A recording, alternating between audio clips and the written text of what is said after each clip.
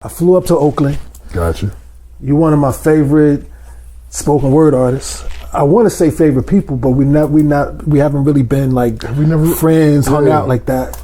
I met you when I first came to Oakland. They brought me to Dorsey's Blue Candle, and you were the host. And I think Linnell would be there. She would do comedy. Linnell was there Monday, and I was there Tuesday. And somehow she would show up on those days. Yeah, she'd show up and just take over I'm gonna say something, nigga. Let me get off. Yeah. And I would, so that's how I met you. And it was one of those things where like I didn't expect to meet someone that was so much like where I come from. I mean, they're poets like say, just to throw a name out, Buddy. He's dope. And the crowds in Austin or Seattle that love him may not necessarily get me. Right. You know what I mean?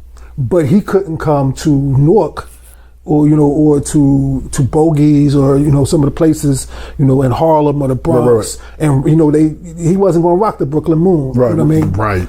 So, but you were from 3,000 miles away, and I knew that you could come exactly from where I was at and kill, you know what I mean? But I have a deeper conversation in mind. Okay. I want to just say this, because though your introduction to me was at Dorsey's when I was hosted, my introduction to you was my head was getting big. And Roxanne was like, yeah, nigga, you really thinking that you're the shit and you need to... I'm like, I am the shit with my 4 poems. Like, you can't tell me shit. And so she's like, nah, I'm gonna take you to see something. And it was you and Faraji, and it was the Oakland Slam, and it was at Mambo. And so, and Nisa was hosting, and Sonya, this is like the original Oakland Slam, packed out. And the order went, and he was going by Seeking at the time, so it was Bamuti, Yados,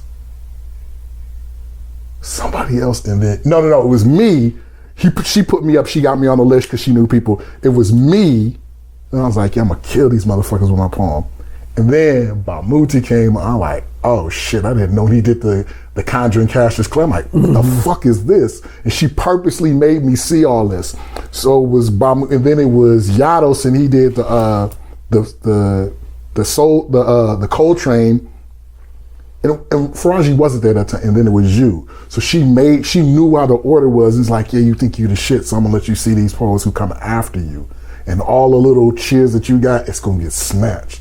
And I watched, I was like, I didn't know it could go to this level. I fucking didn't know. And you've got Bamuti, who's nothing like Yados who's nothing like you. So I got to see 3 black men that look and sound nothing alike, but just dope as shit, and you were the feature. I'm like, yeah, I'm going home for a month. So that was my interest. And then you see me later on at Dorsey's, but yeah, I already knew. Like, cause Rox, how Rox is like, nigga, you think you the shit. I'm about to... The funny thing about it is you were. The funny thing, but I mean... I needed to see what the shit was to know that I'm going to be something, but I needed to see what they were level. And Dorsey's, those was 2 brothers that ran it? What was his name? I don't matter. I mean, not to disrespect. Yeah. No. But, and Randy did that with you? Brandy came in later. She started coming in, and then Dorsey's was getting watered down, and so we created something, and then we created Hot Water Cornbread. That was phenomenal. Yeah, that was the source after you was there. Yeah, I heard you was talking about I was? Yeah, remember that night you came through, you came off the stage, we had you some Hennessy, like, yeah, it was, and it was a crazy night, because it was you, Mike McGee, Andrew Tyree, like, it was a crazy, and Brandy was featuring, and I was the host. It was a crazy night. I remember when Andrew first came to LA, it was funny to me because it was like he was first coming to California, and he had come from the Nuyorican, and to me it was like watching myself in a way, because I had come from the Nuyorican and come over here, so it was like watching it and seeing how it worked and already knowing what he was going to encounter, you know what I mean? So it was funny, but the conversation that I had in mind is a little bit different. And I would love to talk about relationships, which was what we were talking about before we started recording. But it's something deeper that interests me. Okay. I think that a lot of young brothers are like gaslit. I am aware of. I used to study gang culture, black gangs. Going back into the early parts of the 20th century, I understood that in New York, black people had their own criminal organizations up until Dutch Schultz. Because Meyer Lansky and Lucky Luciano, all those people, they weren't really interested in what was going on in Harlem. No. So Madame St. Clair, who was the numbers queen of Harlem, and Bumpy Johnson was, her security at that time. They weren't thinking about him and what they did and had no idea or care about how much money was being made. It was Dutch Schultz from the Bronx that became interested. Dutch Schultz actually took his name from somebody else named Dutch Schultz, kind of like 50 Cent and Rick Ross. Right. Yeah, he wasn't even the original Dutch Schultz, but he came into Harlem and took over the black rackets, wiped out Madame St. Clair. And my understanding from reading the histories of these things is it happened all over the country. So Chicago, same thing. Al Capone was not interested in what was going on the South Side with black people. He just didn't really care. He did his thing on the North Side and downtown, and he ran Chicago as far as he was concerned. Right. But when he was killed and Johnny Torrio and them took over, they got a great interest in what was going on and started trying to wipe out what was going on in Black Chicago. And that story goes on and on and on. Here in Oakland, it's not so clear because Huey Newton was a gangster. Definitely. They said you could show up to his house at any day. Said he had like a penthouse or whatever in Lake Merritt. So you could show up any day. It'd be somebody tied to the chair. Facts. You know what I mean? So he was strong arming businesses. Strong arm my auntie's business. There. And then in LA, the Panther came from Slauson. LA, where I live now, is a very, very complicated place. So it would be difficult for me to understand how any white gang could control Black LA, even before there were Bloods and Crips, right? There was the Slausons that morphed into, the LA chapter of the Black Panthers. And even Chicago later, Fred Hampton, he was a gang leader before he got, the call of the Black Panthers. And all three of those areas was beefing because they weren't, like Oakland was like, we ain't fucking with you LA motherfucking Panthers, you're not the real LA Panthers. And LA was like, fuck what you talking about. And then Chicago's like, I'm gonna let y'all do it and we gonna do what we doing. Yeah, my understanding was that Chicago though was where a lot of that came from, like the food programs, and it was far more of a community thing, and that Huey went out there actually to see what he had going on. But to distance a little bit from that, and my study of those gangsters, those black gangsters that took care of our people and our community, what I read was that, so I covered Oakland, how that was, and LA is complicated. It's just always hard to put your finger on LA. The strongest gang in LA, to my knowledge, has always been the police. Facts. And we had people all over the world, all over the country, who had just come back from Vietnam. So LA had Geronimo Pratt, who was a Vietnam veteran. So we had these people who were trained. In Newark and Detroit were two places where organized crime never successfully even infiltrated, black areas. Like Newark stayed Newark, Detroit stayed Detroit. Detroit is, and Newark and Detroit, oddly enough, is where Noble Drew Ali, he started in Newark. He started in Newark and he moved it to Detroit. There was a time, once he moved it to Detroit, where black men were so empowered that, they would harass people from other colors on the street and didn't care. They had cards that say they were part of the Moorish American Science Temple, and they would show people from other colors their card and then just crack them. Oh shit! So it was rough, you know what I mean? And they were very empowered. And the thing about Newark, I said Dutch Schultz took over New York. When he was hiding, when it came time for him to hide, and Bumpy and them were looking for him, and he had the blessing of Lucky Luciano, he went to Newark. And I can show you the building in Newark where he died. Right across the street from Public Service, Energy and Gas. It has diamonds, little diamond shapes in the thing. I can show you the building. But I'm saying, black people, the narrative that they give about black men now is completely different than what I knew when I grew up. You see what I'm saying? And I wonder if when they show people, And no disrespect to, say, Trayvon Martin's father or anyone's father who passed or any of their loved ones. But I know people. You can't touch their loved ones. Not at all. I mean, I grew up with people who had issues with authority. I knew a guy who was a DJ when I was in high school. He fought the security guards in the stores because he didn't like authority. Now, what if you did something to his kid? He fought them on GP. Right. He just liked to do that. Right. You know what I mean? So I always wonder if there are people, and God bless their soul, like, different fathers who lost their children to police or to very unfair circumstances, who are just kind souls. And they I don't know, some people believe in heaven. I'm not that one of those people. And maybe they do. And maybe they're going to go there and they're going to see their child again. And I think that the news purposely amplifies those situations. Definitely. Because I think stochastically, there has to be situations, because I know people don't care about living, period.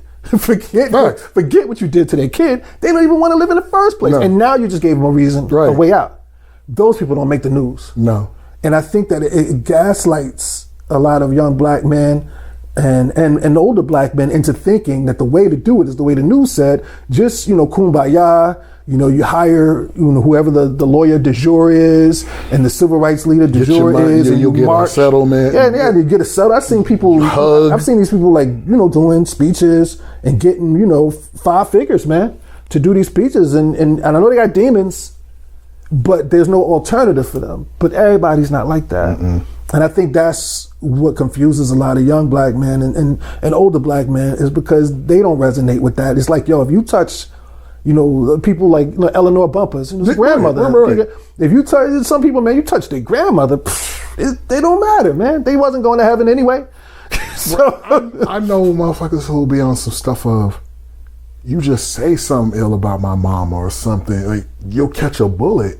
So just say, like, if you roast the wrong way or the wrong day, so I can't even imagine, like, yeah, you just take my life with my son, and I just see you walking. I see you're on Fox News now. You got a Fox News. You getting GoFundMe? Nah. And it's a gaslight, because I think brothers see that and they think that that's normal, where both parts are normal. There are people who rightfully let it go and they kumbaya, like the Amber gals or whatever in Texas, families hugging her and the court brushing her hair and giving Bible. There are people like that, but I mean, those are that they want to amplify that. But there are other people.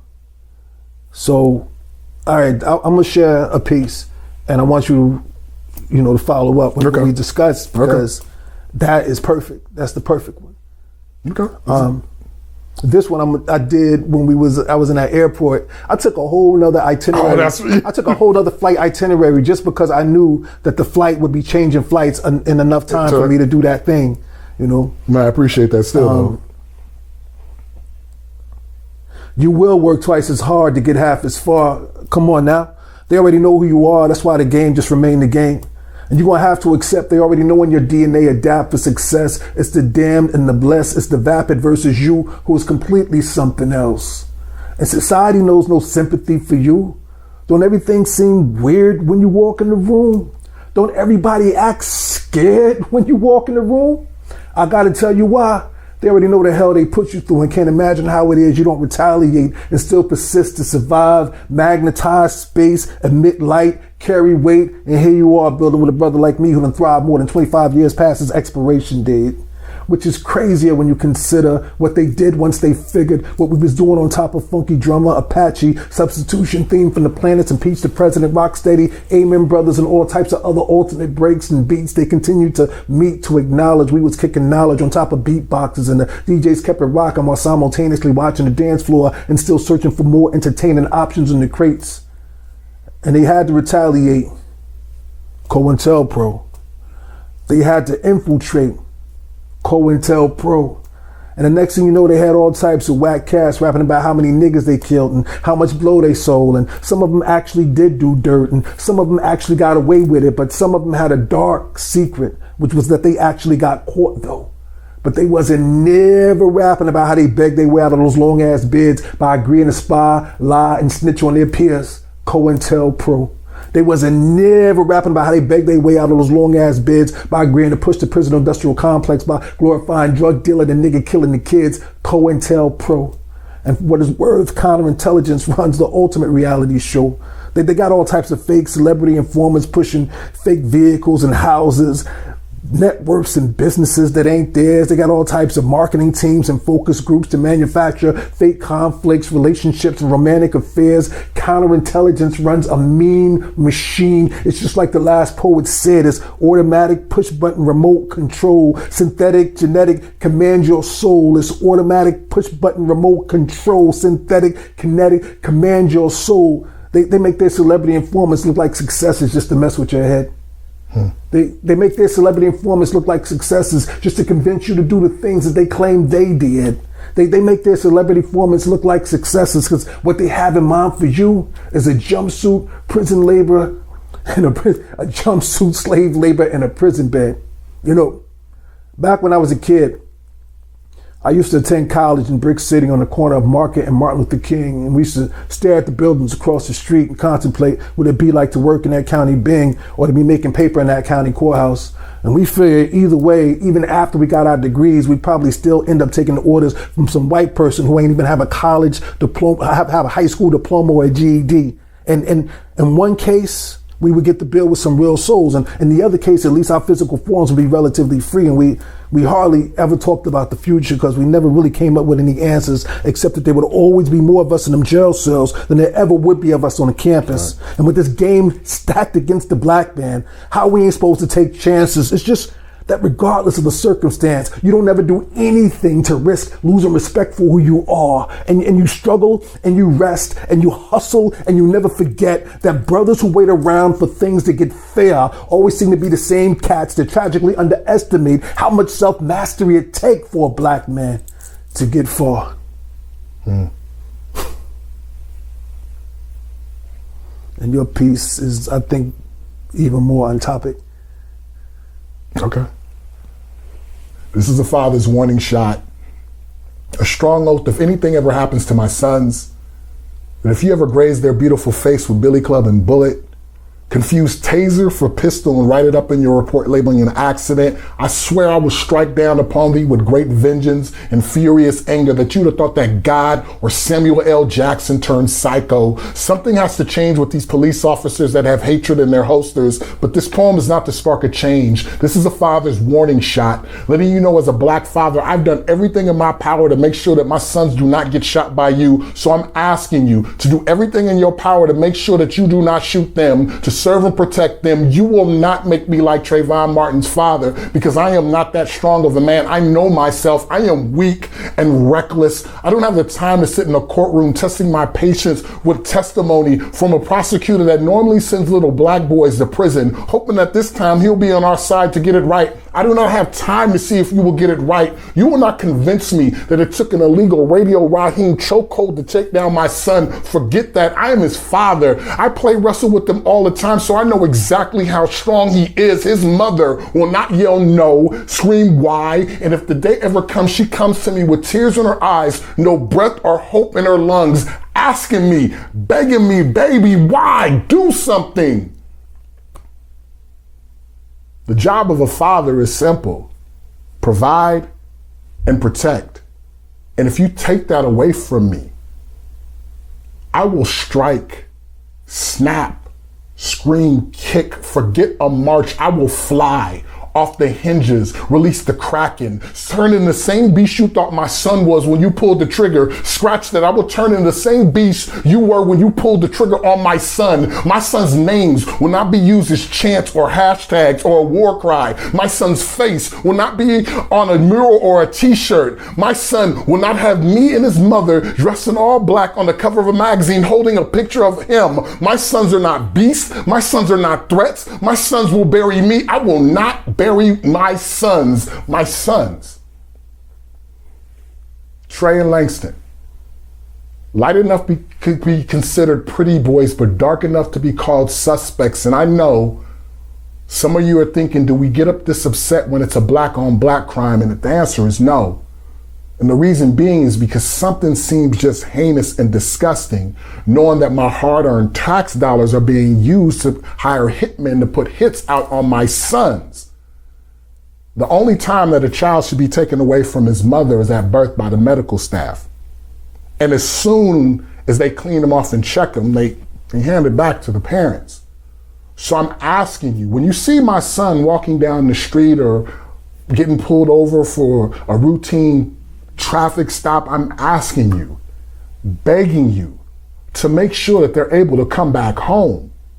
This is not a poem. This is a father's warning shot. Don Columinati, track 2, first verse from Tupac, and I swear and I quote, I ain't a killer, but don't push me. There it is. That's heartfelt. I feel the same way. A lot of brothers feel the same way. No doubt. And I hope that this does a part of documenting that, you know, and just to talk a little bit more. Definitely. Doing that poem, it's like a lot of poems that we do, it's therapeutic. And you're like, this is what I want to get out. But I remember the first time I did it, the Fly Poet, 2 individuals from the LAPD came up to me and was like, you know, not all of us are bad. And I go, yeah, not all of us are bad either. Mm-hmm. But we end up getting shot. And so every now and then when I'll go around the country, there might be some police officers, some black police officers coming to have a good time hearing some poems. But poems are trying to move people. I didn't know also there are a lot of fathers who come up to me and be like, I love your set, but I love that poem. And I'm thinking I'm the only father that goes to it being naive, but there's so many fathers who are like, yeah, I can't be that Trayvon Martin and no disrespect to Trayvon Martin's just father. Both sides. And that's why even when I say the poem, I'm not that strong. But I think the narrative they push is that that's the only side. They push a narrative like black children are victims, that black men won't stand up for their kids, or not that he didn't stand up for them, but they won't retaliate. Retaliation isn't always good. Some people are going to where they believe is, whatever, and the other people we just got our mind made up, right? Of what's expected of us. In terms of the universe, in terms of energy, in terms of spirit, in terms of what was done to our ancestors. Robert Williams, it was in Monroe. I don't know if it was I think it was North Carolina or South Carolina, but Monroe, and he had the Radio Free Dixie, and they got the gun club and from the NRA, and they just was about it, and there was a lot of that. The history books, the blues biographies of people who had to come north because of the hell they reaped down south when their family was violated. You know what I mean? So in Oakland, California, there was this time where so many names are out here, but when Oscar Grant was murdered at the Fruitvale bar station, what people don't know until they saw the movie or whatever, Oscar Grant is not from Oakland, from Hayward, but still an East Bay area. At that time, it was Oscar Grant, but then a few months later, in March, near my birthday, Lavelle Mixon happened. And so they put him together. If you're not familiar with Lavelle Mixon, he got pulled over for a routine traffic stop by a motorcycle cop, and he ended up popping him. And it was in East Oakland in the 60s, and ended up driving to his house, and police came. He popped a couple of other ones, and ended up getting shot up in his closet and died. Now, whatever he went through, he was like, I'm not going to jail. Yeah. And when this was always being brought up, it would be like, you bring up Oscar Grant, and they made sure that you brought up Lavelle Mixon so you can make one look like a monster. Right. And that's the spirit at times of Panthers, where it's, because that Oakland is the spirit of Black Panthers. And there's this, I've had enough. And so I wasn't with the marching. And I'm not saying what Lavelle Mixon did was correct, but when you're in this boiling pot of just this, of we're tired of the OPD. Like, we've done it with Huey P and all them. You can't expect their grandchildren to do it the same way. We hate the police. And my point is that if you look at some of the grandparents and the grandfather, I'm telling you that we have a history of when I was a kid, it was a police station. It was a white town. and they violated one of the children, you know what I mean? And the town descended upon them, you know what I mean? Just tore the whole thing apart. And I'm not saying whether it was right or wrong, but our understanding was that a community was a community.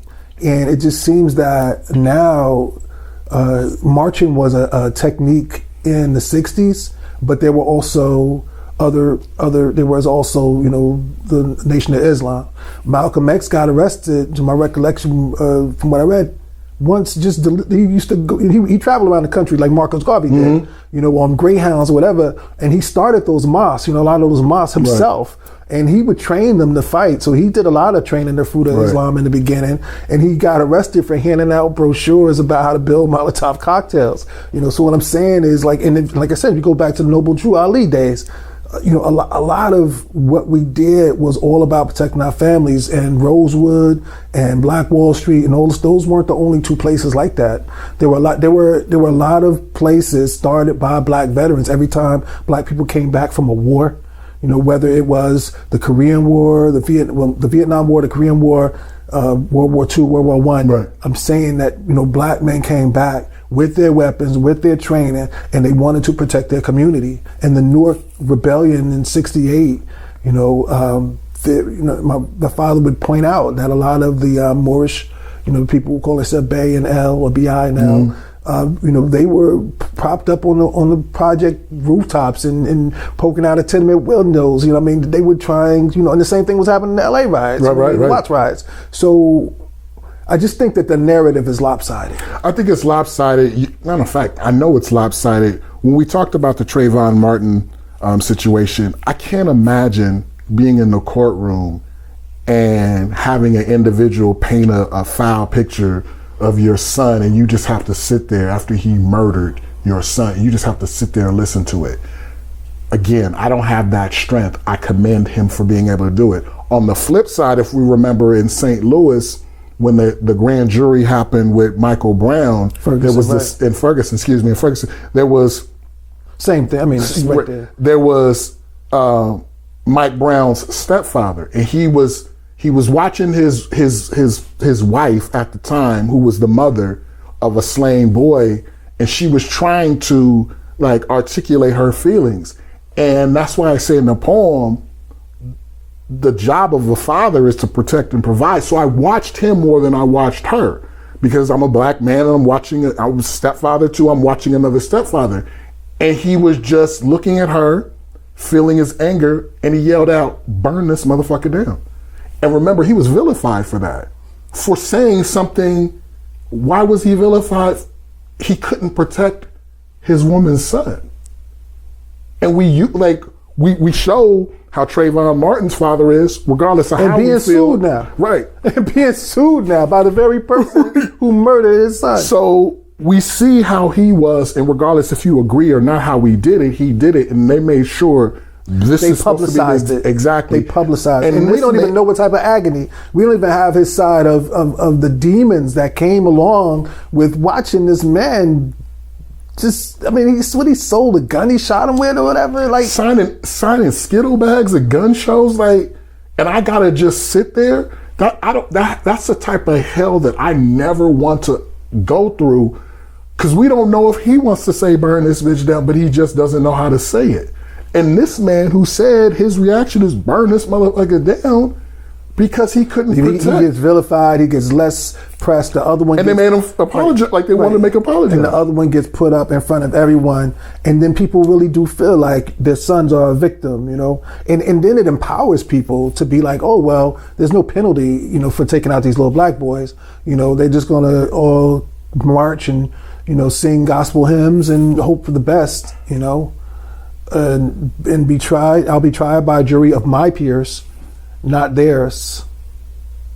All right, I think we drove that home. Got you. So you have two sons. Yes. And let me ask you, where do you see yourself and your sons 5 to 10 years from now?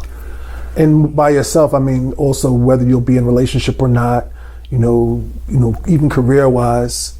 And what you see for your sons or would like to see? So that would have my sons, one Langston, he would be 10 at that time. Trey would be in his later half in his 20s, just together and being black men and just, you know, talking and having generations just talk to each other, and a loving situation. You know Trey, you've seen him make the maturation for some of it, of him watching his father to being a musician and a poet as well, and whatever and direction, DJ too, right? and a DJ, and just watching where Langston and him loving music and him watching me be an entrepreneur now, and the poetry, the art is going to always be within them. Their mother is a phenomenal, she don't do poetry, but she does poetry, and just a phenomenal artist in herself. She can create anything, and just seeing that type of interaction between your parents and the artistry of your parents doing that, and they're doing it as well. I just see myself just loving my sons. I tell them I love them all the time, but just nothing different, but just older and loving my sons, and talking to a 10-year-old and knowing that that's about to go into that change where you're like, yeah, I know the world, and you really don't. But just loving that growth. Word. I could talk to you all night, but you know, at some point the file becomes unmanageable. I mean, whatever, man. I'm open to talk to you, man. Whatever. Well, let's just do it again. Definitely. Indeed. Appreciate you, man. Appreciate you. Thank you very much. Thank you.